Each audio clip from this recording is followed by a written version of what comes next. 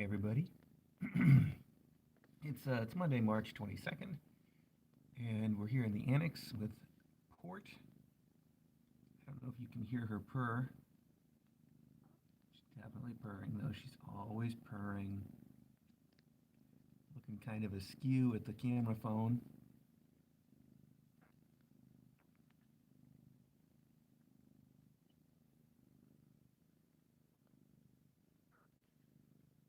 We've got all of her kittens.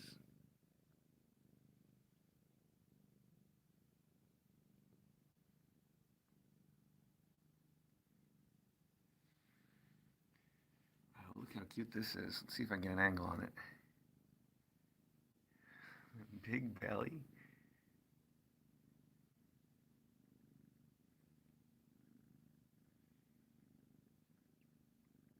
Everybody seems a little bit pooped out right now.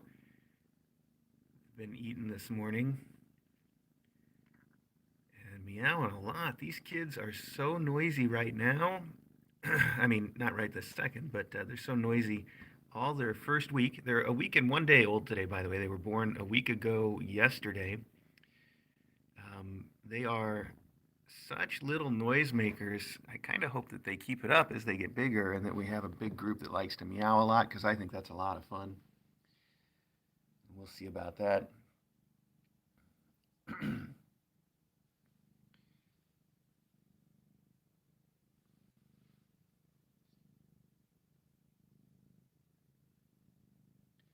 So yeah, some of you might have seen on the weight chart yesterday, I gave Antwerp a single tube, no, two tube feedings yesterday. I gave Antwerp two tube feedings yesterday. And it's just because he's been coming in at the absolute minimum every day. We want our kittens to gain at least zero point 0.2 ounces a day. I sometimes say a quarter of an ounce just because we'd prefer more than 0.2 anyway, and a quarter's, everybody understands a quarter of an ounce. So anyway, that's what we want them to gain at a minimum, and if they don't gain more than that, then we start to worry. Well, worry's wrong. We start to know that we start to want to step in, I guess. Now, I was looking when I went to go feed him at the chart that we use for weights and ages and amounts to feed. And, it indicates his weight is actually kind of normal for like a tube fed baby at his age. So he's not that far off, honestly. But he is way far behind everybody else in the class and not gaining at quite the same rate as they are either. So that's just led me to say I would like to start feeding him a little bit of extra here and there. And in fact, I did not set up to feed him anything this morning, but I'm going to check back in with him around noon, and I'll probably give him a little bit then. We'll see. But he took to the tube very easily, and it was the tube feeding is so great. It's so easy to feed him. We started thinking about doing that, and then learned how to do it, a few classes ago. But it's all thanks to Sarah Donner, who I know I've mentioned many times. She's kind of a friend of the show. Friend of the show? Can I say that? I don't know. Anyway, she's been a friend of ours for quite a while, and she did the little theme song that we use for the mailbag for us, and is just a wonderful, talented person who also happens to foster kittens. Anyway, she was at KACon the year before last, and she was on a panel where the audience had asked her, "What's the one thing that you wish that you had learned sooner as a kitten foster?" And she said specifically that one thing was how to tube feed kittens because it's just so easy and so much faster and easier and probably even safer than trying to bottle feed them in a lot of cases. And she handles a lot of neonatals that don't have moms, so that's really right in her wheelhouse. But nonetheless, I took that and I said, "All right, this is something that I need to learn." And I'm so glad I did because she was exactly right. If I think if you asked me the same thing now, I would give the same answer. You'd say, "What's the one thing you wished you'd learned sooner as a tiny kitten foster?" It would be how to tube feed kittens because it's so It's so much better than trying to bottle feed or syringe feed them as we've done in the past. Oh, it beats that by 1,000 miles. And part of the trouble is, especially kittens like this, kittens that have been fed by mom, kittens that have nursed, if they have nursed on mom, they'll almost never take to a bottle or a syringe to nurse on it at all. They just won't do it because they're like, this isn't milk. I know what milk is, and this is not milk, buddy. I'm not having it. So the tube is double helpful for that because you can just get the tube right in there and feed them exactly as much as they need, and they don't really have much to say about it. So so it's wonderful. That's my point. And we broke out the tube for little Antwerp yesterday and gave him 2 tube feedings. And when I checked, his weight this morning was good. It was right on track for what's the minimum again, but still doing pretty well. So I was thinking that for today's close up, you guys could help me with the weights like we've done. And I know it's asking a lot when there's 8 kittens. But I thought it might be a fun thing to do. And also, I've seen a lot of people saying that it might be that they might see these kittens' eyes opening a little bit here and there on the camera. And I don't think that we are yet. I don't think we're seeing any eyes open. But we'll be able to tell real well during the close up if that's true or not. So we can take a look. So we'll do that together. And it is about time. Again, they're 8 days old, and the average time for eyes to open is 10 days, which means, it's as likely to happen before that as it is to happen after. So they very well could be starting to open today. I just haven't noticed it yet myself. So we'll take a look together and see what we see. Hi, Port. Are you going to come out? Port, so actually take just a second since we've got some time to fill up. We're not going to go downstairs and see the other kittens this morning, but I do want to mention something right while it's on my mind. The difference between Port and Flower and just how different they are. They're both wonderful, sweet, loving, loving, loving cats. But you'll notice a vast difference in their personalities between the 2 mom cats that we have here right now. And the things that I've noticed are they both want a lot of attention from me, which is so sweet and wonderful. They're both very human friendly cats. Um, Port is always, when I'm in the room, she's not doing it right now because she was hanging out with her kids, but she's almost always comes right out of her box and wants to rub around on my ankles and or near me, like she'll get up next to the box or something and she'll be purring at me and rubbing on the box and just makes it real clear that she just wants all of the affection that I can possibly give her. But here's the interesting thing about Port and her need for affection is if I pick her up, she freaks out a little bit. She's like, don't you dare pick me up. And if I put her in my lap, she's like, all right, I'll let you pet me for 2 seconds and then I'm out of here. Um, so it's interesting that she's so affectionate, but she just does not want to be picked up or held uh, yet. Now I'm working on her with that. That's one of the things that we try to work on here a little bit, but she might just be one of those cats like Acro was that loves to be petted, but only likes it on his own terms. That might kind of be a Port deal where she loves to be petted, but she was a floor cat maybe. She just wants to have 4 on the floor all the time, whether you're petting her or not. You can tell she's got 4 on the floor. You can tell from the purr. That's a car joke, I guess. Anyway,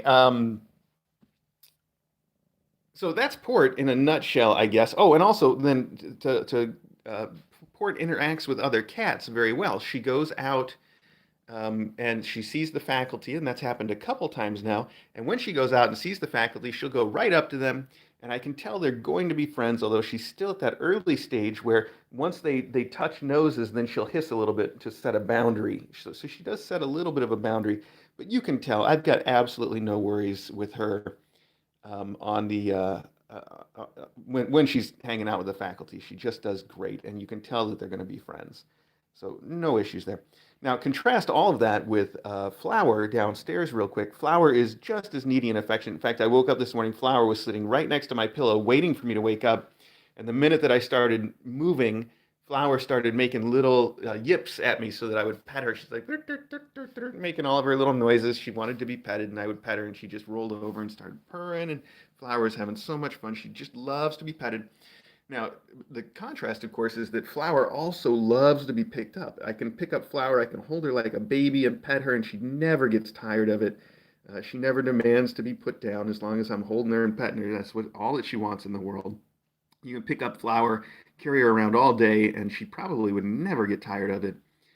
Um, but then on the flip side, she is not a friend of faculty. If the faculty comes within, 5 feet of her or looks at her, she just starts growling. She gets very growly. In fact, sometimes she does a little bit of the misplaced aggression too, where if she's growling about the faculty and one of her kittens comes up, she'll growl at them.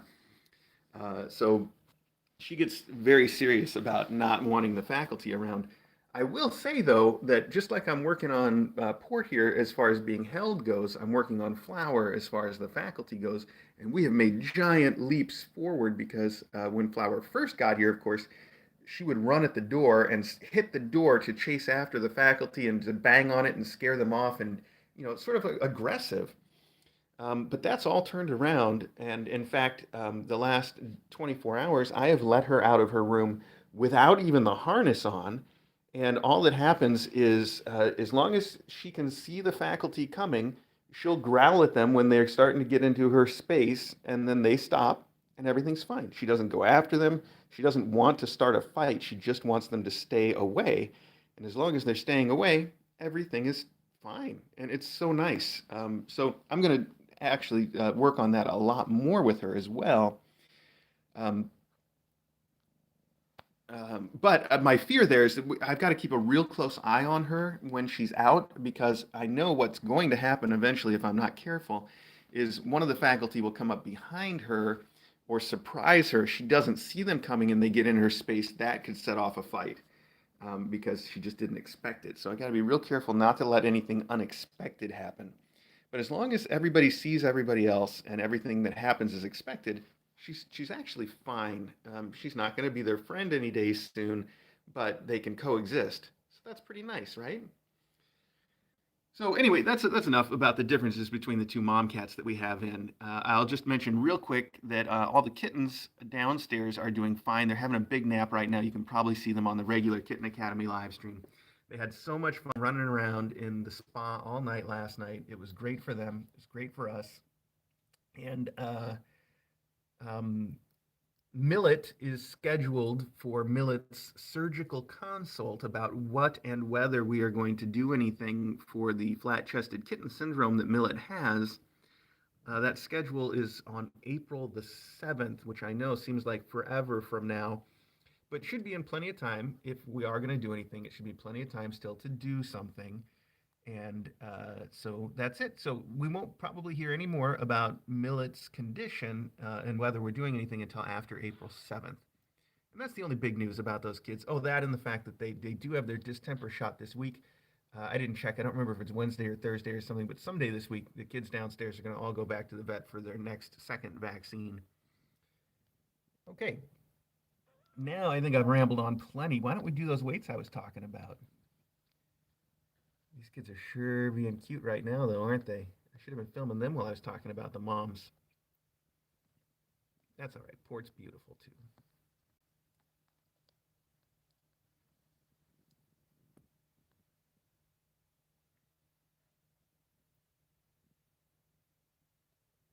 So cute.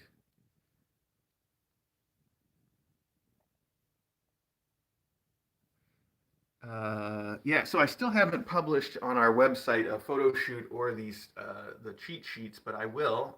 Meanwhile, if you want to find the cheat sheet, it's on our Discord and it's on our Twitter. You might have to dig back a little bit to find it on the Twitter, but it's there, and it sure helps. It helps me quite a bit. I haven't quite memorized all of them yet, although I'm trying. I'm testing myself, and I know I will start to figure all of them out by their markings just as soon as they're big enough to switch to collars instead of markings. That's exactly what's going to happen. I know that's what's going to happen because that's just my life. And then I'll have to start memorizing their names all over again by collar colors. Anyway, let's start some weights. Let's do it, okay? Let's see. I got the scale right here. Hello. Hello, scale. All right, let's see if we can go in some kind of order, in the weight chart order. That way it's easier for all of us. And that means we've got to start with Hal, who has the mark on his head. If we can find a kitten with a mark on his head, it's probably this one here. Yes, of course it is. The only one whose head we couldn't see all the way in the back. There he is. See that little mark there on his head? So as you can see, I shaved their heads, and he's still got a little bit of a tonsure. Tonsure? Is that how you say that? Like a monk does, with the shaved head. But he's growing it out a little bit, and I'm not going to reshave them because that turned out to be unnecessary. And then he's got a little dot of black food coloring. That's food coloring right there in the middle of his head. So this is, you can tell by the cheat sheet, the head is Halifax. And he's also now very noisy. All right, let's set him down and get his weight before the scale decides to turn off. Hang on, Mom. Hang on, she's checking on him. What does he want? What does he want? All right, don't touch the scale. 5.9. We're going to double check. While we double check, we're going to look at his little face. I know. Okay, set him back down. So much noise. All right, we're going to stick with 5.9 for little Halifax. And as you can see, his eyes aren't open even a little bit. Those are just shadows. I hope you can see that. I can see how deceptive it is, though. We always go through this age where everybody's like, oh, his eyes are starting to open. I'm like, no, they're just shadows. What you'll see when they start to open is they usually start on the inside corner.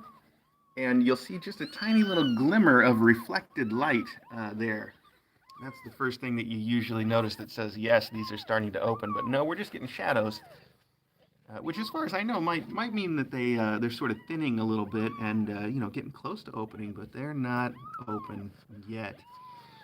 Okay, here is number 2 is Dover on the weight sheet. He needs to get his dot touched up, but I'll do that after the close-up because I need 2 hands to do it. His dot's starting to fade a little bit there, but you can see it's in the middle of his back, a little black dot. They're all going to be very noisy. Oh, now there you go. That's starting to open. Do you see that? You see the difference there? It's just the tiniest little bit, but you can see it, can't you? So it's usually like this. He's probably like 3 days, two days until his eyes are going to be like really all the way open. Maybe 3 days, I'd say. So he's not all the way open yet, but he's definitely started. And Dover weighs 6.1. Hang on, we're going to double check. We're going to pick him up. We're going to set him back down. Okay. Yeah, we're sticking with 6.1. Nice solid 6.1. That's a good weight. So that's Dover. And you can see he's just barely starting to get them open a teeny tiny bit. Like I said, they start in the inside corner. And it's just the littlest bit. He probably won't be open any more than that by the end of the day today.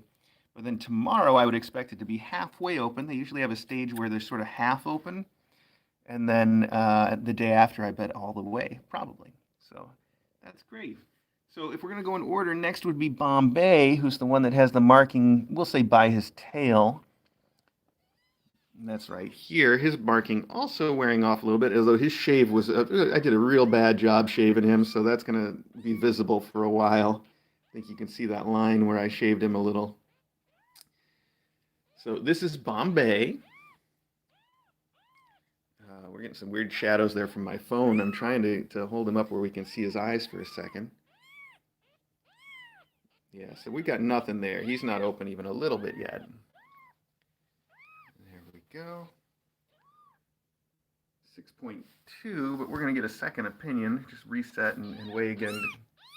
I know. Well, you get to yell at me all you want while we do that. You're so cute. Okay, right there, buddy. I know, my fingers are very cold. I can tell my fingers are cold. All right. Yep, 6.2. Okay, we're going to stick with 6.2 for Bombay. He's got a lot to say. I hear you, bud. I know. I've talked to all of you before how important it is for me to pick them up and handle them, even if they like to complain about it. That even makes it more important. So that's what we're doing. There we go. All right, so next up, that would give us Puget, who has the mark on his front right shoulder. We've got to dig through everybody for one with the marking on the front right. Nope. No, Puget's one of the smaller boys. I don't know, I should just look for the size first. No. I think he's one of the smaller boys, isn't he? There he is, right here. He doesn't feel too much smaller right now. Let's look at your eyes real quick, Puget, before we set you down on the scale. No, not even close to open. Not even close. Look how cute you are, though. So that's Puget with the mark on his front right shoulder. Oh, he's kind of got it in a wrinkle at the moment. 5.9. Let's double check there. See, there's the little spot. Oh, that's a loud one. Oh, that's a loud one. I know. That hand's even colder, though, isn't it? 5.9. All right, we're going to stick with that for you. 5.9 it is. Look at you, little Pugie.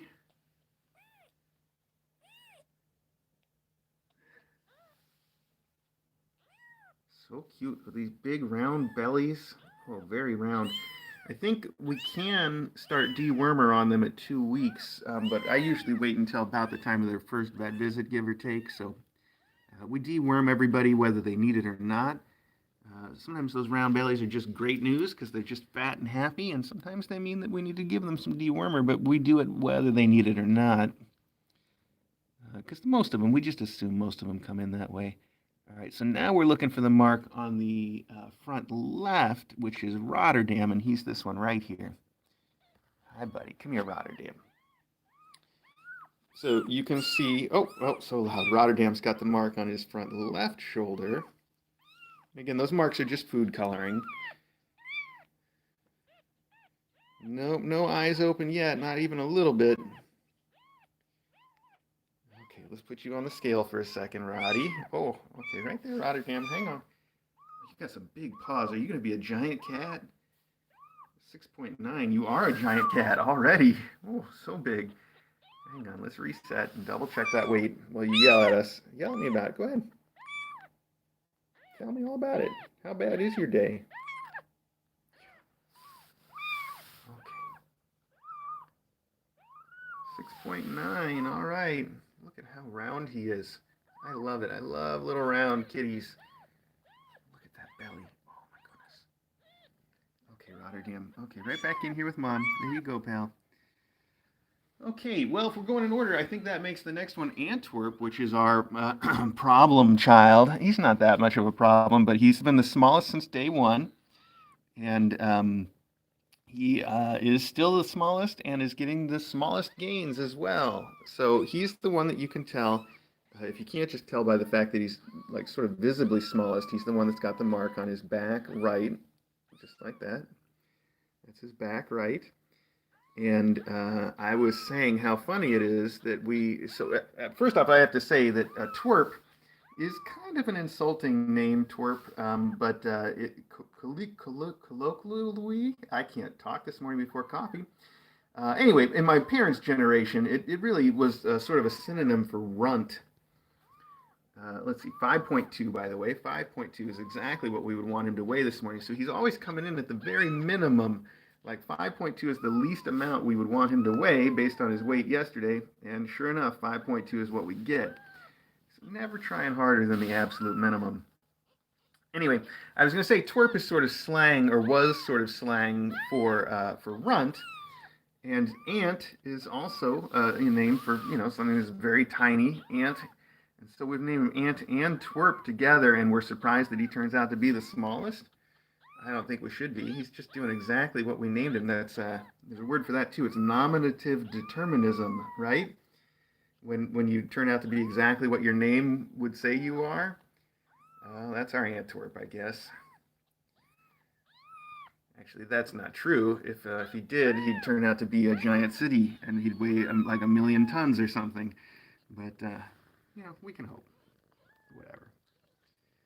So that's Antwerp anyway, and 5.2, like I said, the exact minimum, because that's exactly 0.2 ounces over what he weighed yesterday morning. And as I said, we want them to gain at least 0.2 ounces every day. So he's doing the bare minimum, and he'll probably get a couple supplemental feedings from me today to make sure that we try to beat the bare minimum by at least just a little bit. So there you have it. Okay. Yeah, I want to be clear. I'm not going to be calling him twerp because I do understand that twerp can be an insulting term, and it's certainly meant as a pejorative. Um, but uh, but I wanted to point that all out because it's also fun and interesting, and he doesn't take any offense to being called twerp. And I do think that it's gone through. It's a term that's gone through several iterations as far as how pejorative it may be. So you really can just sort of mean it as small or runt, which does fit him very well. But I still wouldn't use it in general. Because we've got a kitten that's got that as part of his name, though. I'm sure it's not the last time it's going to come up. Anyway, where are we? We're looking for now. Let's see if I can figure it out without looking at the weight chart and remember Sydney. Sydney, I did it without looking. Sydney is the one with the mark on his back, left leg. They're all boys, by the way. They're all orange boys that are nearly identical. It really doesn't help too well. Uh, let's see when I'm trying to sort through them to find one. Here he is, right here, buried at the bottom. Okay, Sid. So this is Sydney.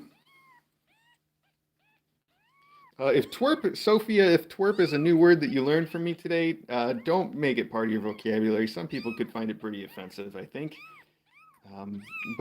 Anyway, so this is Sydney, and you can see Sydney also doesn't have any eyes open whatsoever yet. Oh, and the scales turned itself off because we took too long talking about words. Hang on now. Hello. Hello. Okay, let's try again, Sid. All right, let's get you on the scale now.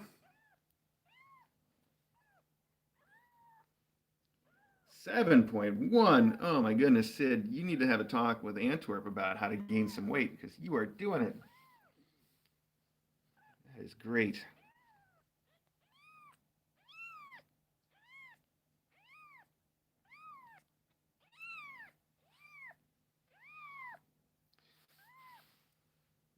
We're just going to double check there. Yep, 7.1. Okay, all good. All good. I just saw somebody say that Antwerp is a city that has a second name, which is interesting because Bombay also has a second name. And I think, if I'm not mistaken, Bombay is the outdated name. But DJ picked it because she thought it was the better name. She liked it, which is okay. She's allowed to say that. I think it's cute. I didn't know the same thing about Antwerp, though. Yes, Mumbai. That's right. That is the other name. I guess that's that way for a lot of the cities in India, especially the big ones. I wonder. I don't know anything, but I'm going to speculate that the name changes are a result of British colonialism, perhaps. Um, but that is just a guess, so I don't know. I shouldn't even guess about stuff like that because I don't know. Um, but I do know that in some. Okay, everybody's telling me I'm right. Okay, it was a good guess then. Um, I do know that DJ still, or not just DJ, but Foods, I think. Foods especially like to use some of the old names when you're like at a restaurant and they're talking about it being. Um, you rarely hear Chennai, instead you hear Madras, right? Those are the same city. Have I got that right? I get so confused about these things. I'm looking, by the way, for our last kitten who has the spot on his belly, who is Rio.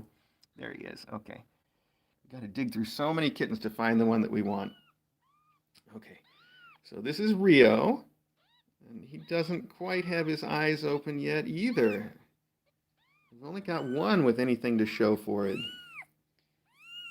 But there's his little dot. You can see it on his stomach. And now their umbilical cords have mostly all disappeared too, so you don't have to get confused about that. Mostly. Oh, the scale turned off again because I took too long talking about British colonialism and naming and cities with two names and Indian food. Okay.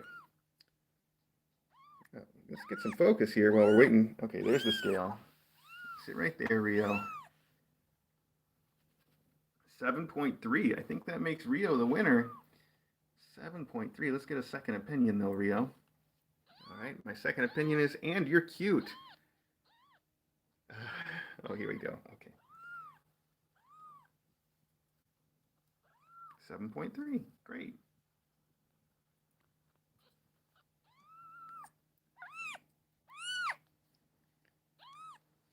So that's all the kittens. We did a good job. And I've wasted a half an hour of everybody's time talking about them, so we are just about ready to wrap it up. But if you want to stick around for a couple more minutes, maybe we can try to do one more fun thing before we end the close-up officially. That is that I need to change the blanket, and I did set up with the tripod here so that we could do that. Although it's also on the regular Kitten Academy live stream, and you might get a better view. I don't know. And I said I brought the tripod. Oh, here it is. Okay, hang on. So let's see if we can switch this thing out and see what happens.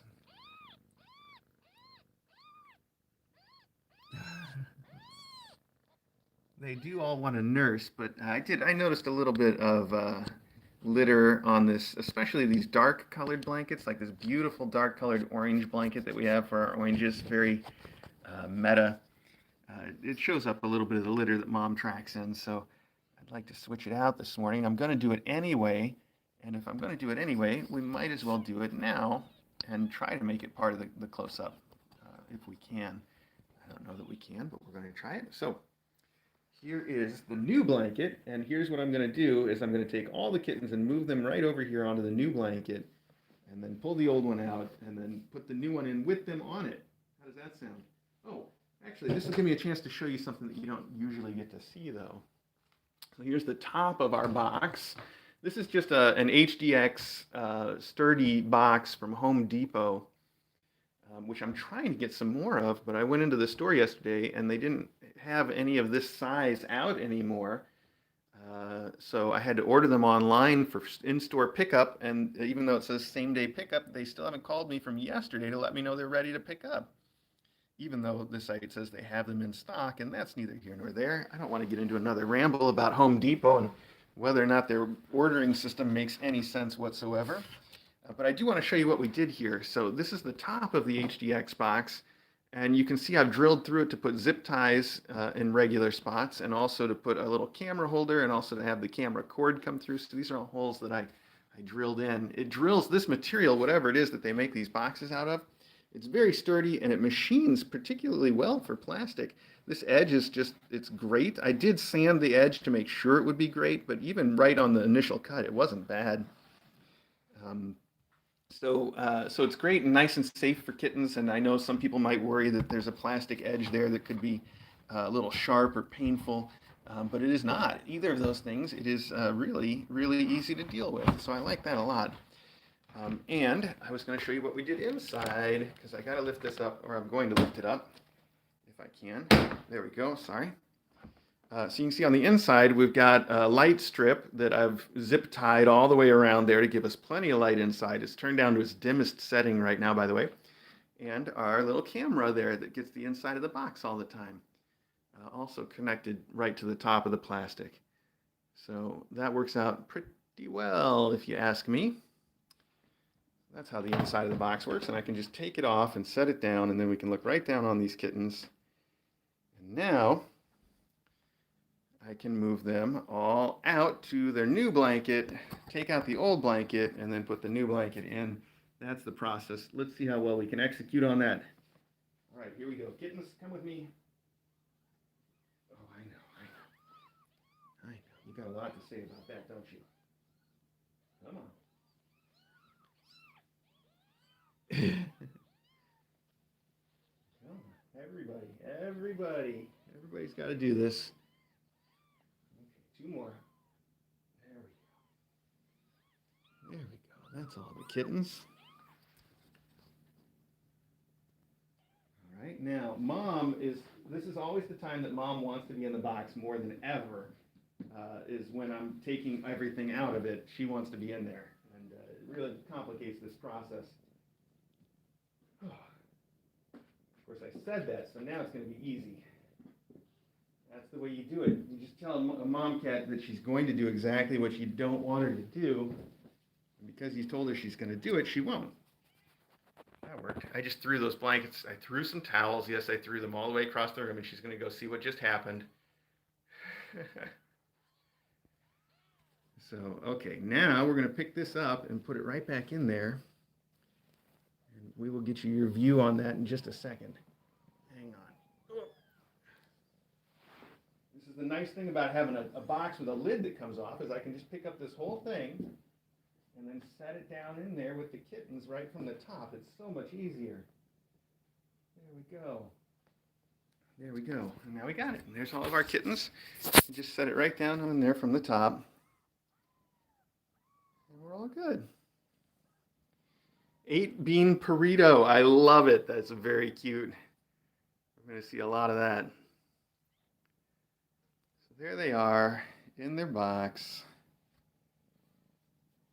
Hopefully I get some spare boxes today, because part of my plan is in the future to just put the blanket. So I'm going to cut another box identical to this one, and I'll just put the blankets in the new box and get it all ready, and then flip the kittens from one box to the other box and switch the lid from one box to the other box, and we're done. So that'll make the blanket changes even easier.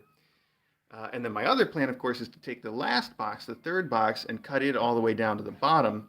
That way, once they're ready to start coming out and exploring, I can just switch in the other box and there won't be a lip on it. I think that's going to work out really well. So anyway, now we've taken plenty of time, so let me just remind you, first off, if you want to keep watching these kittens or Flower's kittens downstairs, they are on the Kitten Academy live stream pretty much all day.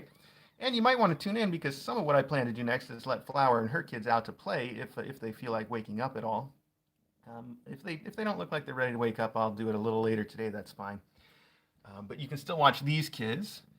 And then I was going to say something else, and it slipped my mind. Oh yes. Thanks in advance to whoever took down the weights. I will see them on the Discord chat in just a minute. That, I think, is everything. Thank all of you for tuning in for the little extra extended blanket changey time close-up, and we will see all of you for another close-up soon, probably tomorrow. Oh, I was taking the tripod off so we could get in here close to the kids. Okay. All right. Thanks again, everybody.